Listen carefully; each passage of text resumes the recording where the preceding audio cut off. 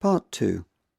You hear a construction engineer talking about retrofitting, where new sustainable features are added to existing buildings.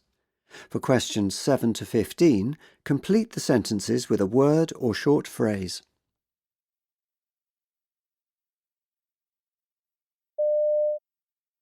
Today's talk is about sustainability in construction. Now, I know that sustainability is a term that's thrown around so often that people may have lost sight of what it really means, but as construction trainees, it's a key concept which has very real implications for the work you'll be doing.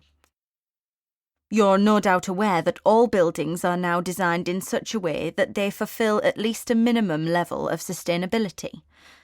To this end, all new buildings must comply with the latest regulations on energy efficiency, building materials, and greenhouse gas emissions.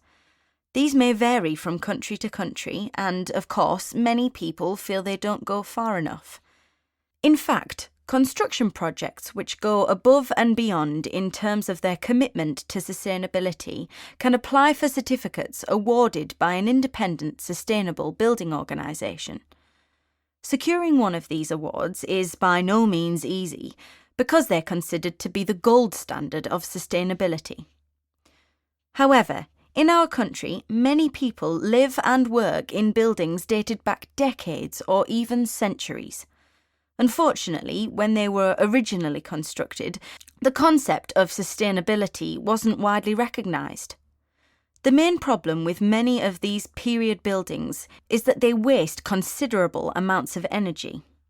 And that's before we factor in other things like their poor ventilation or sound insulation. But the solution isn't always to knock them down and construct sustainable replacements instead. In many cases, it simply isn't practical from a financial point of view, especially if it means people having to relocate elsewhere for long periods.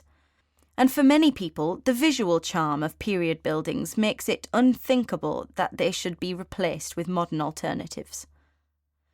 That's why retrofitting is becoming increasingly common instead. In its broadest sense, a retrofit is anything we can install into an existing building to improve its green credentials. In fact, many experts point to retrofitting as the key to helping the government achieve its ambitious environmental targets, most notably the vow to eradicate carbon emissions within a generation. Retrofitting can involve complex or major transformations. For instance, the entire heating system could be changed, as could the flooring, windows, or roof. But that's not necessarily the case. For instance, one of the easiest possible retrofits is to swap old-fashioned light bulbs for their modern energy-efficient counterparts.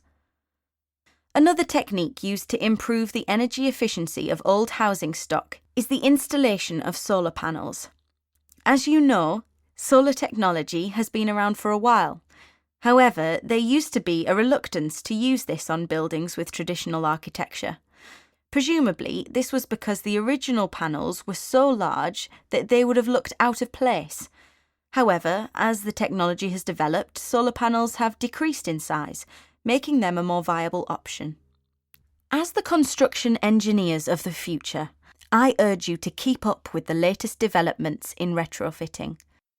I'd also warn you that some negligent companies take on retrofitting projects without sufficient expertise. At best, this means the projects do little to make buildings more energy efficient.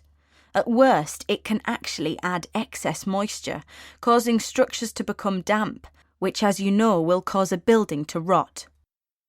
I'd also emphasise that there's a limit to what retrofitting can achieve on its own. It's certainly not a silver bullet that will ensure environmental sustainability. There needs to be a wider debate on the types of building projects we develop in the first place, and where they are located. If we address these issues, we'll be able to maximise the benefits of retrofitting.